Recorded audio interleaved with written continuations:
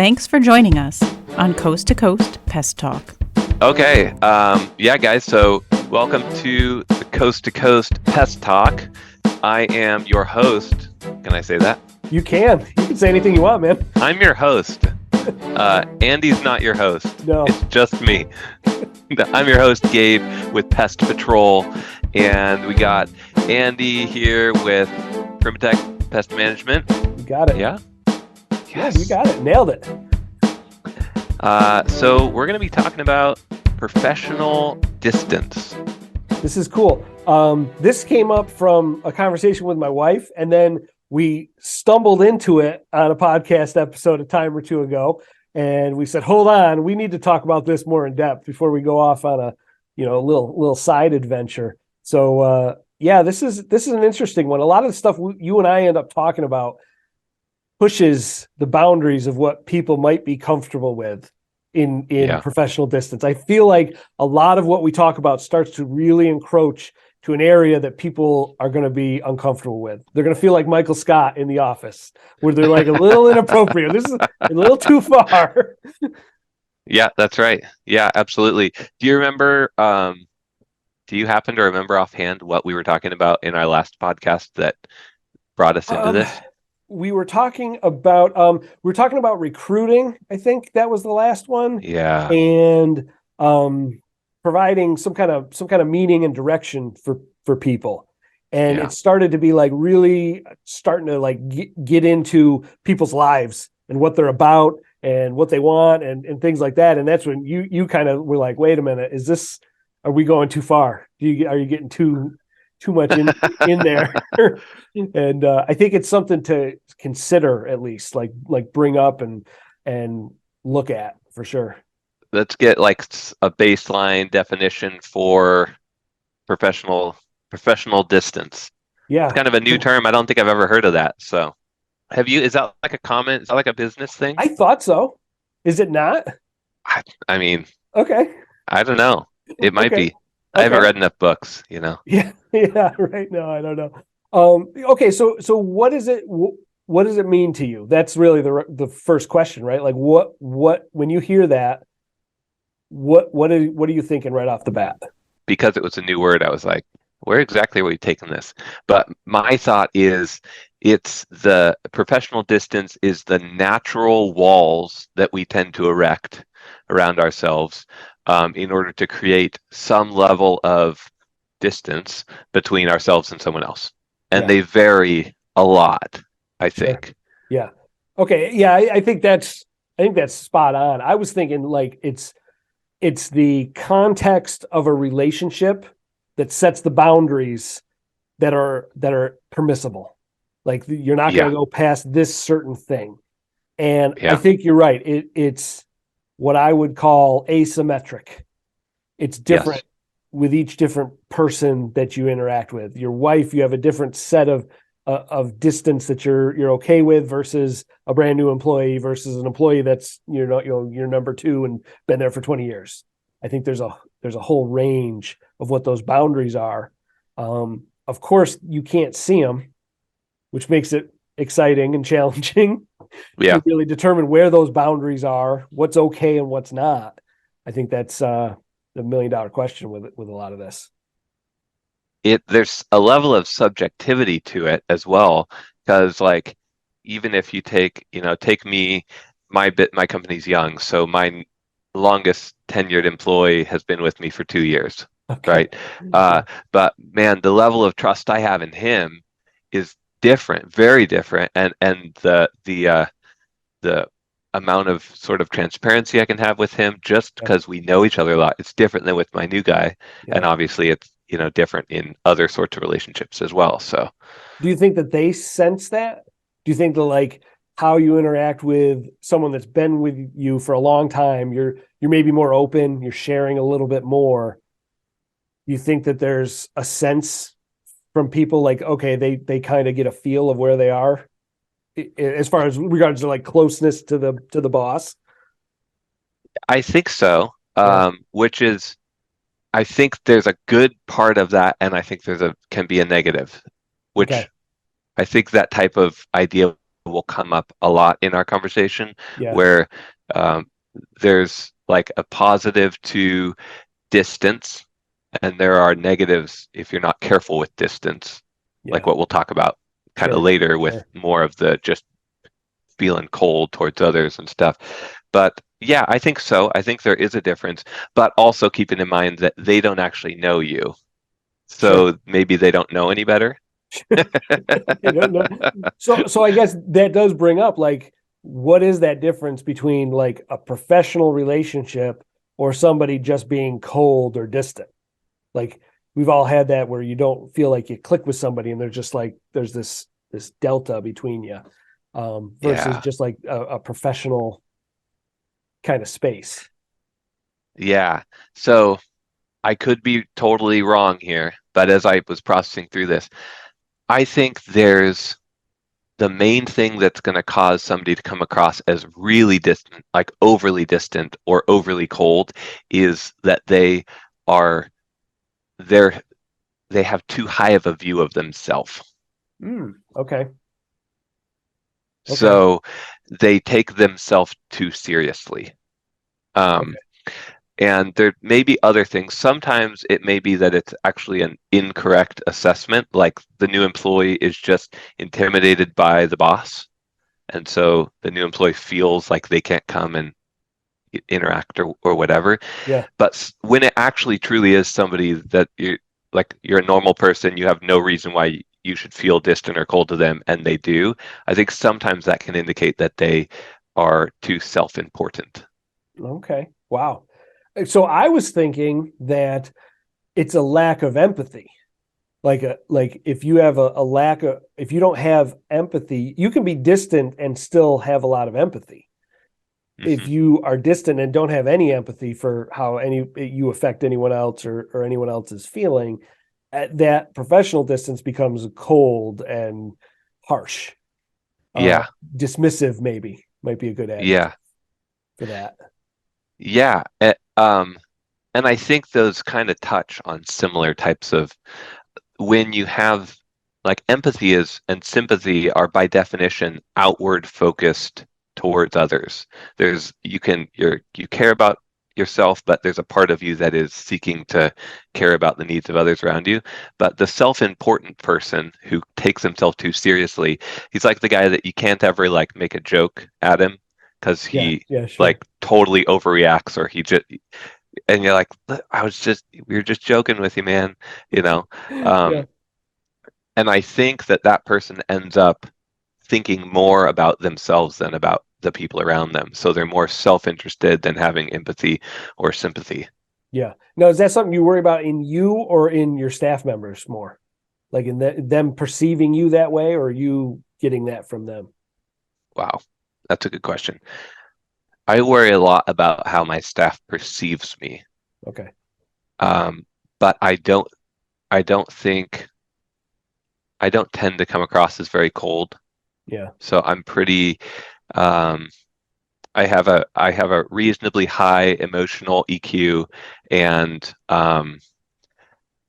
am very sensitive to like the people around me, what they're acting like and feeling and saying, like overly so. Like Yeah. it becomes a problem, you know. Yeah. Yeah. Uh, so I don't think that the coldness and distance is necessarily a big issue for me. Yeah. Yeah. But I think about that all the time with my team. Sure. How am I coming across? You know? So then does that mean the inverse problem for you might be more likely?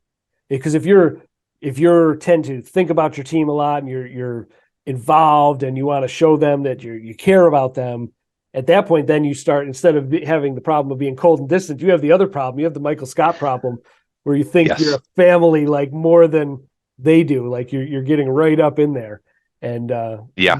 it may cross boundaries in that direction. Yeah. Yep. Yeah. And I think that's more probably my uh would be my tendency. And Yeah. where what I have to the word that came to mind a lot as I was thinking through this is gravitas, Okay. weightiness. Sure. So I think it's wise for business owners to have there has to be a level of distance because You need weightiness. You want to be able to draw people to you. So think about like the sun, right? Yeah. The reason why the sun pulls planets around itself is because Mhm. it's more massive. And so my part of my goal that I consciously am thinking about is developing gravitas to draw my team towards me, but you have to have a level of distance. You can't just be like chumming it up one of the guys. Yeah. Otherwise, you just won't develop that. Yeah. So there's a balance there. Yes. You have to find. Now, it's funny, two things that you came up when you with what you were saying. One, gravitas is a word that I haven't really heard until since the 2000 presidential campaign, which maybe like you were like a tiny little toddler at that Yeah, point. I was Right? like 7, The man. 2000 campaign, yes, it was Bush, George W. Bush, and Al Gore, and that was Okay. all the talk was George W. Bush didn't have the gravitas to be president, didn't have like the Oh, gotcha. distinguishedness and the weight and whatever, and that's why he picked Dick Cheney as his vice president. So yeah, I'm super old. Interesting. First of all, second thing is yeah, half the audience right now goes, "What you're talking about the 2000 presidential election? What in the world?" Um, the other one, it's okay. I'm old. The other thing I just want to circle back on is you mentioned something in passing that I just want to define for people that maybe haven't heard Yeah. of. So you said EQ. You have a high EQ, and for people that maybe haven't heard that, it's emotional quotient, or sometimes it's emotional intelligence. Sometimes people say EI, but Yeah. there's emotional quotient that you have sort of a high level of control and understanding of your emotions and other people's, and can manage that. It's just circling back on that in case somebody Yeah, I heard that fly didn't even through. know that. I've always used it as EQ and said emotional intelligence. So I guess And maybe I don't have as much actual intelligence. that's okay. That's okay. You'll feel your way through it. You'll be That's okay. right. Yeah. So that definitely brings up to me the big question. Like, we talk a lot about being your authentic self. Like, you have to be able to, your people will work best if they're really working within the rails of what they're about and being their authentic self. Can you be your authentic self at work, full on, understand with still maintaining this emotional or professional distance? Yeah, this was a really good question. I think yes and no. So authentic self, well, all right, let's put it this way. We have to learn. I think one of the things we don't do well in our culture in general is holding two different things in our minds at the same time. We've kind of lost that ability, two or more different things. Sure. So it's one of the reasons why we're not very good at having coherent conversations, is because we're not good at listening and talking simultaneously. We kind of just shut off and think about what we're going to say, and then we splurt out our stuff, and then they splurt out their stuff, and we can't hold multiple things in our mind. I think the same is true with like a sense of authenticity, where it is possible for you to be both completely authentic in a given situation and for you to act completely different than in another situation when you're also being authentic. And we need to just let those, it's okay. Like, you don't have to. So for me, for example, what I was thinking as I was processing through this was like, I'm a Christian, so I go to church and we sing hymns at church, right? So I go with a bunch of other people and we go and we sing and we pray and we listen to the Bible get preached at us, right? At us, I like that. And that's great. Yeah. Sometimes that's what you need. But I'm being completely authentic. Like, when I'm standing in church before God and I'm singing, complete authenticity, right? But then I go home with my wife and I have a glass of red wine and I watch a movie with my kids. I'm also being completely authentic. And then I go to work the next day and I kill things for a living, right? And I'm also being completely authentic. And all of them, they go across a whole spectrum authenticity runs through all of them, but they're completely different actions and interactions and contexts. What about talking about personal issues at the office? Like, you're going to talk about your life. Other people are going to want to talk about their life. Where's Yeah. the lines there? How do you manage that? Yeah. So this is the controversial stuff, I think. Okay. So we'll edit out if there's like big gaps and pauses. It's because Yeah. Andy edited out my whole entire answer here. There'll just be a quick jump cut right here. Like, or you know what I'll do? I'll just leave you in talking and I'll put like music over it. It'll all be beats. Okay, that's the end of the podcast, folks. See you next time. Okay, so yeah, this is a great question, and I think this is something that causes a lot of anxiety for a lot of people, especially right now in our culture where we're at. It feels like things have gotten really polarized, where a lot of times, for various reasons, employees feel like they can't bring their full selves into work, right? And that they have to leave stuff at the door, or they have to leave opinions at the door, or political viewpoints at the door, where maybe others are allowed to bring it in, Mm-hmm. right? And that's really hard and complicated. But to directly answer this, there's different levels. You'll have different levels with different people. So, and a big differentiation I think that's important for us to make, and we don't really know what like our target audience is, right, for this podcast, but I'm assuming like that there's probably going to be a bunch of, at least statistically, mostly guys in the pest control industry, right? Probably. Right now, most likely. But so like, I think we need to take into account the whether, like as a guy, whether I'm interacting with a male employee or a female employee, it really changes the depth of intimacy I'm able to have with them, right? And that's hard, especially right now where we're at as a culture. And there's probably people that totally disagree with that, and that's totally fair.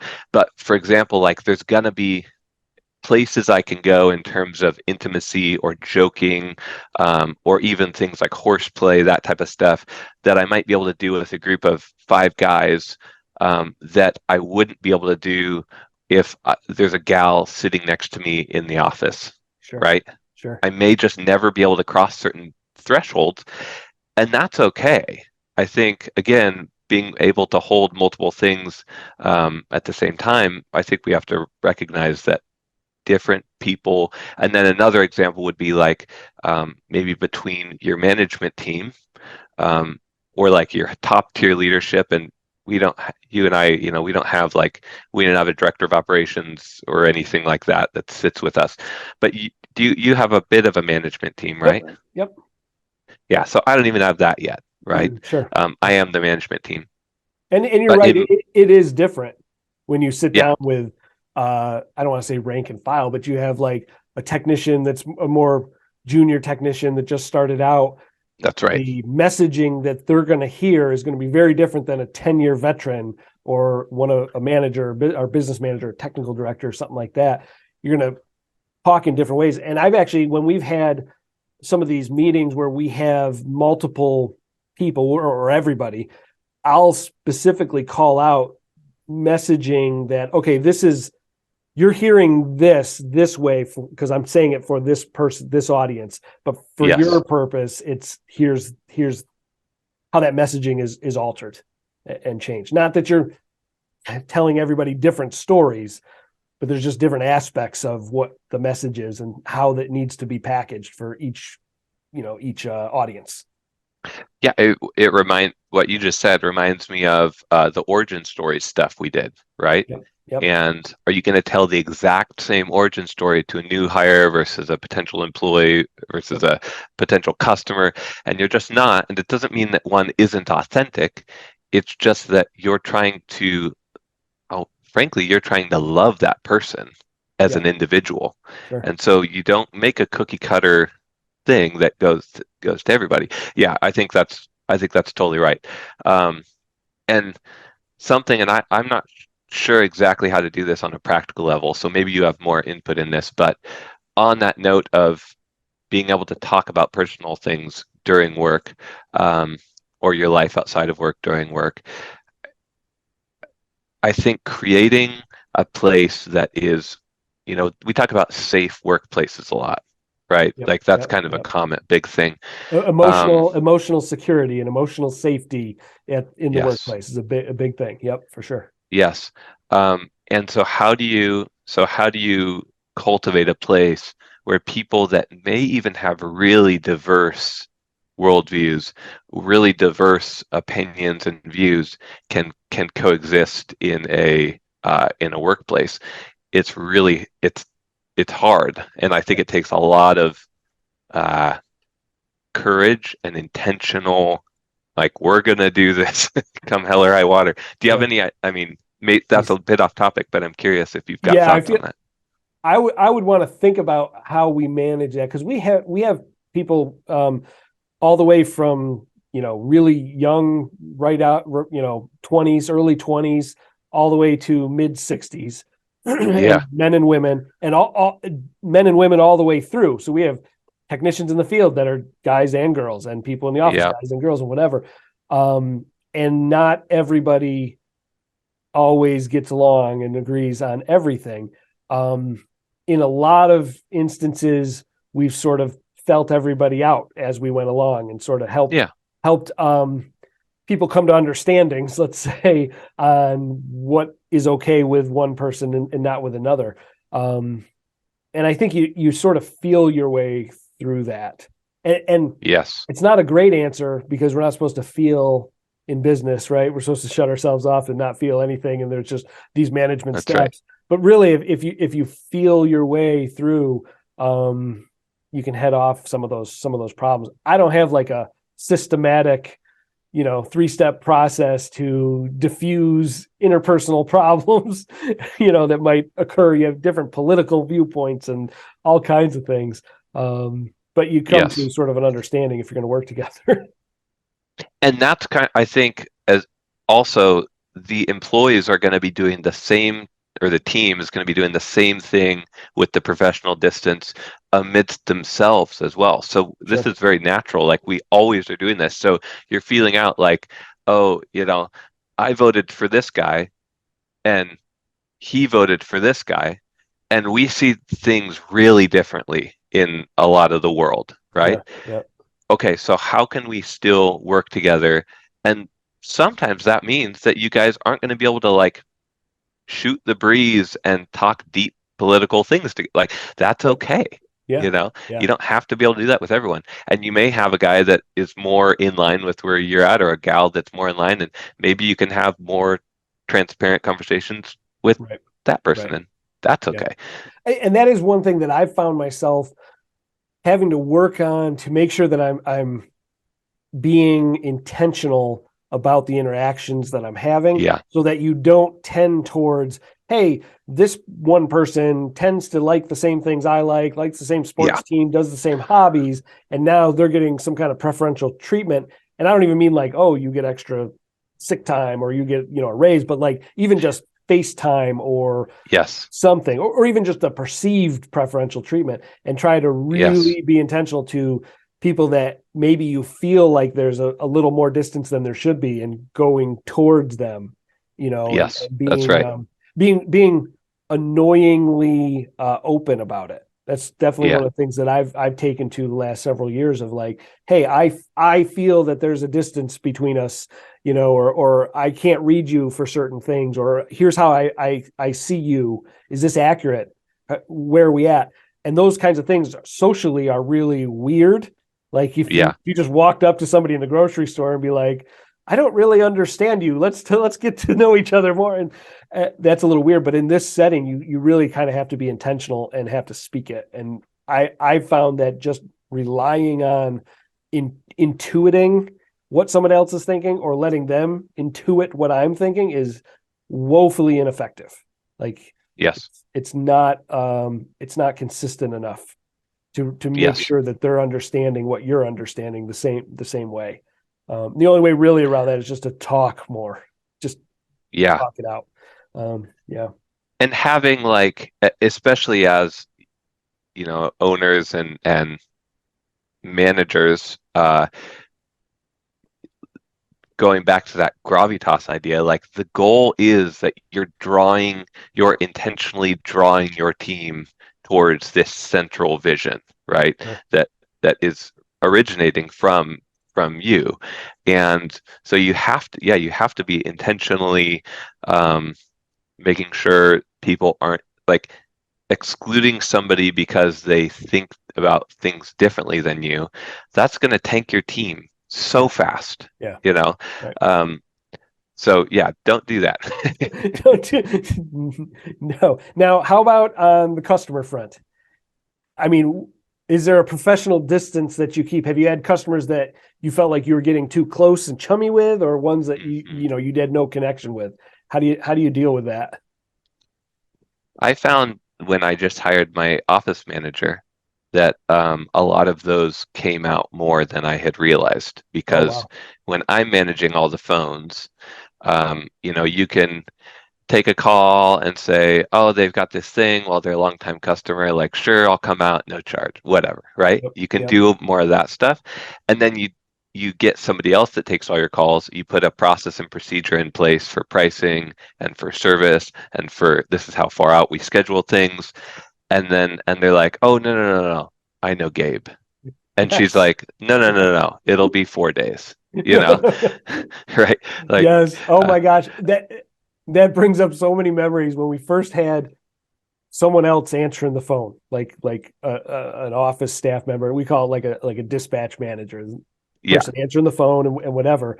And man, was that like the first couple months of that, where there would be a lot of calls that I get onto my cell phone and be like, Mrs. Smith just called and she says she knows you, so she didn't want to talk to me about scheduling. She wants to talk to you or whatever. You're like, and then you have to talk to the customer and say, no, this is okay, and here's what we're doing.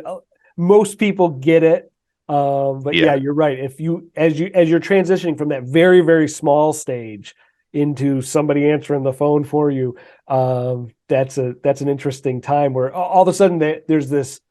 I wonder, I'm just thinking of this as we're talking about it. Is there then a coldness that the customer now is feeling? It went beyond just a professional distance that you had maintained, probably closer than most that's people right. because you're a one-man operation, so you're Yep. really close to the Yep. customer. All of a sudden, they felt this intimacy level jump that jumped back. Yeah. It's like your company That's right. took a step back from them, and now to increase that distance. Oh no, you have to wait 2 weeks, or we can't get there till next Thursday. Well, geez, I thought I was friends with Gabe. I thought Gabe would come right out, or that kind of thing. Yeah. So they're sensitive to that change. Yeah. And if you mess up on that on the front end, yeah, you risk really long term, or I guess maybe in the short term during that transition, losing a lot of customers or losing trust that you've worked hard. So if you can avoid getting it, which I think it's really hard for one man shows to avoid getting really tangled up with their customers, because it's just because we all want to be the hero, right? A lot of times why we're in this. We want to put the cape on, slide down the fire pole, get in the F-16 and go, whatever. That's right. Yeah. So you're like, you're taking calls after hours when you shouldn't be taking calls. You're doing all this stuff. And then, yes. So, but I will say a nice thing is, I'm not all that fun to talk to over the phone, actually. Okay. And my office manager, she is like the most bubbly, amazing person.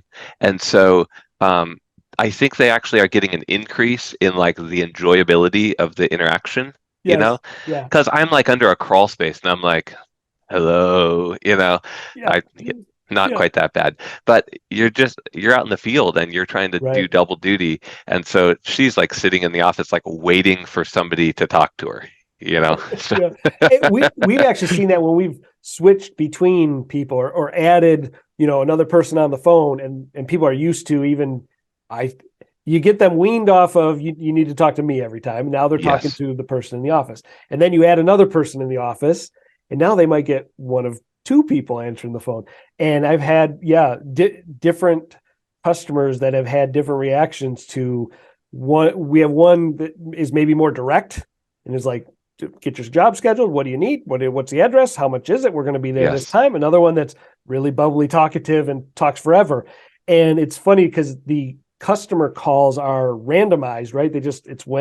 Who you pick up, right? You pick up the phone. Yeah. It's Mrs. Smith, it's Mr. Jones, it's whoever it is. And the mismatches sometimes where we haven't had problems by any means, but you'll hear little things from a customer like, oh, I talked to whoever and they like them or they didn't like them. And you can almost predict, knowing the customers, which ones are like, oh, this customer is very matter of fact. They'll do great talking to this person on the phone. This other one wants to tell you about their azaleas all afternoon. Do great with the other one. But sometimes they get cross and they get the wrong one. Let me transfer you. Oh, Mrs. Smith, you could need to go to this person. I think you'll enjoy this conversation more with you. Right. Oh my gosh. Yep. So now, do you think that this is something that is innate? Like, can we learn this? If we were terrible at professional distance, is this something we can grow and learn, or are we sort of stuck where we are? Yeah, certainly. It's going to depend on which side of that spectrum you fall as to which way you need to push, though. Sure, right? Sure. So I think you need to have some level of accurately seeing where you're at, accurately seeing what's your weakness. Am I constantly just worrying what other people think, and so I'm pushing them away and being really cold and distant, and I need to just take some of the walls down and chill and joke around a bit? Or am I getting way too chummy and I really need to put a little more structure within the relationships? We'll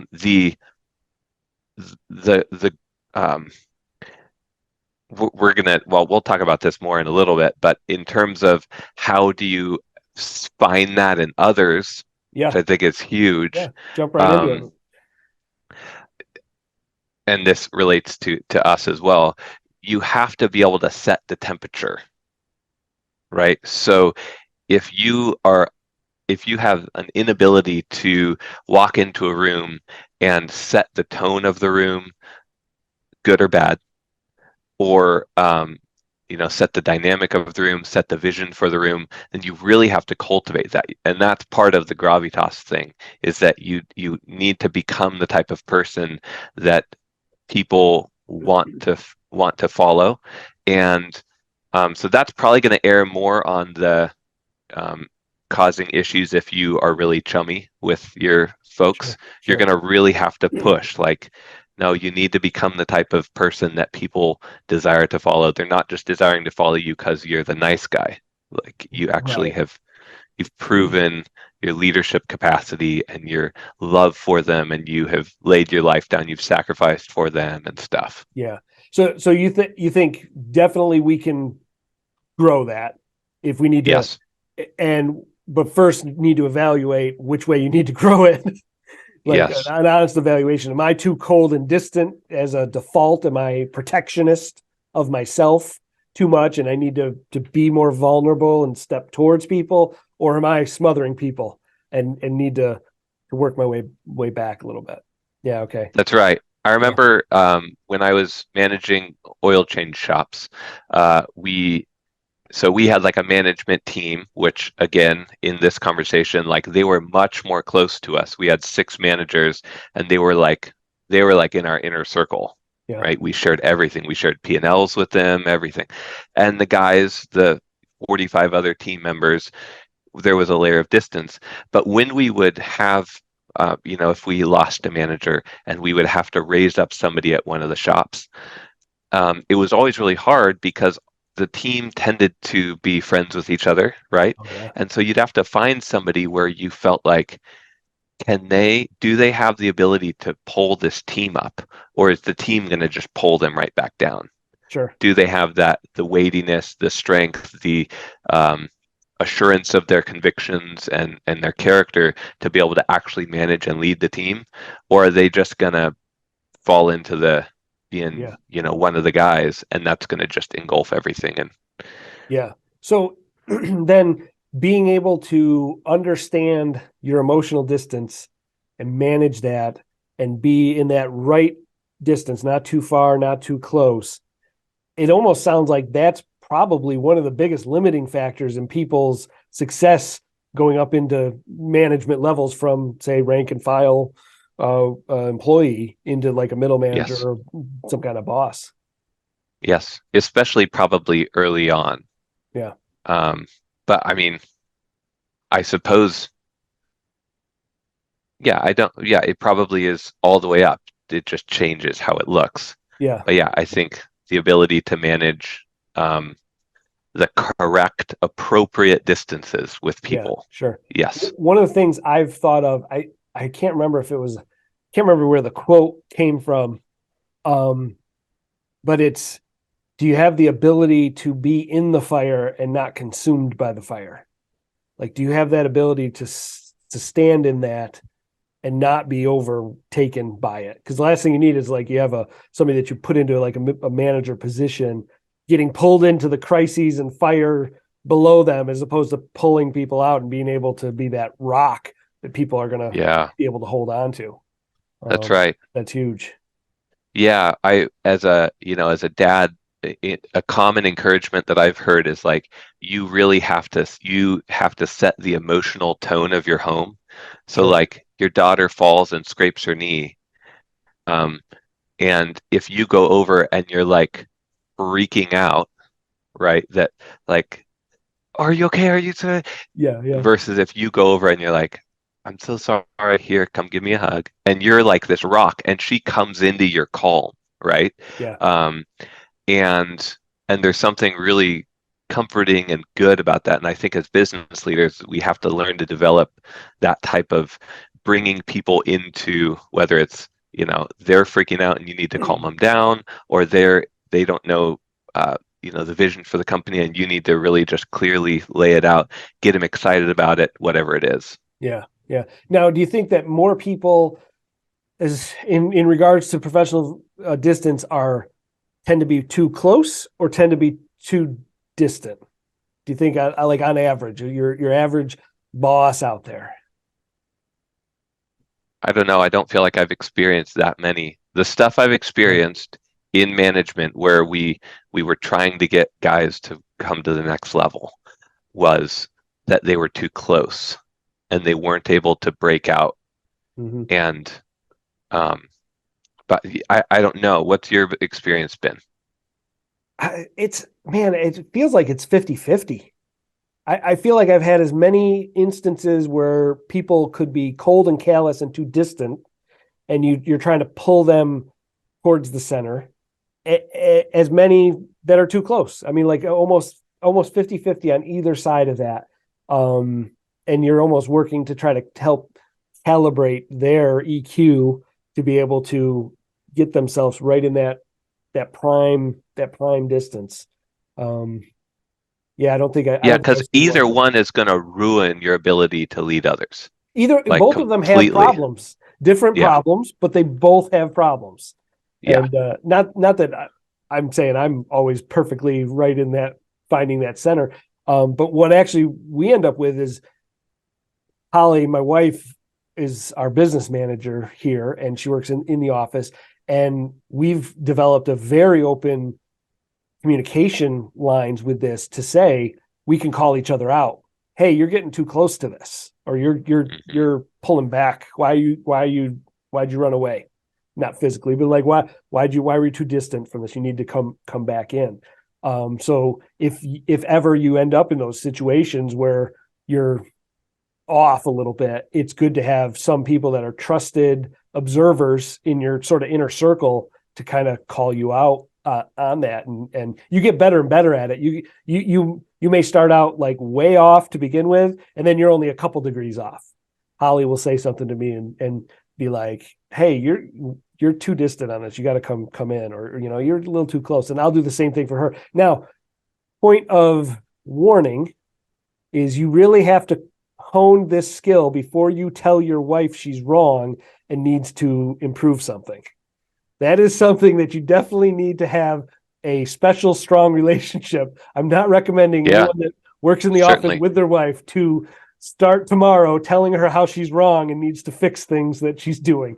Just my little bit of marriage counseling for the show. Yeah. Yeah, good advice. And I think just to tag on that, not the marriage advice, because Yeah. you got that, you got the corner market on marriage advice. But you have to have people, we're talking about professional distance and the importance of distance in the workplace and stuff, but there's got to be people that you have bared your soul to. You've got to have those type of people. So what's cool in your situation is you actually have somebody in the business that is your spouse. So that's more of that relationship where you can just be, basically completely transparent and vulnerable, and that's really cool.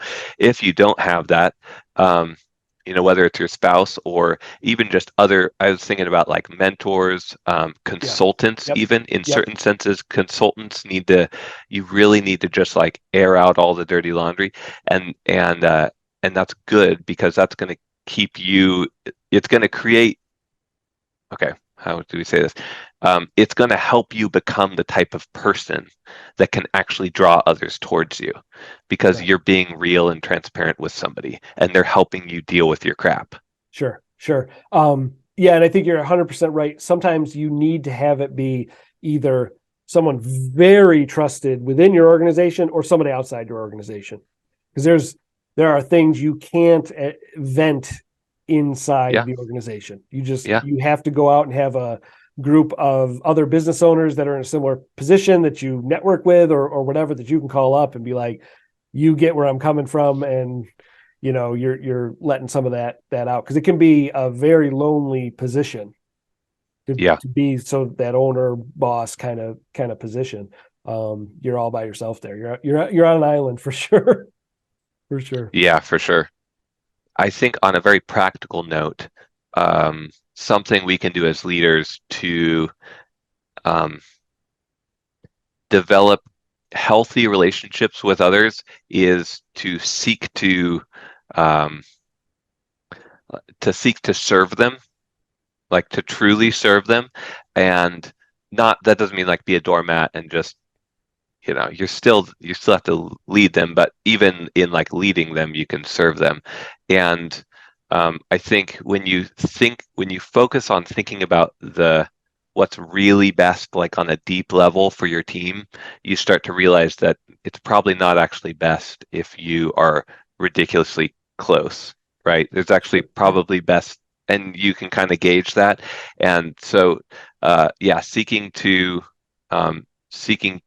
the thought I had was, you're kind of dying to yourself, right? You're like, I really want, it's easiest for me, it's the most natural for me to be really cold and distant. So I'm going to die to myself. We're going to have this conversation.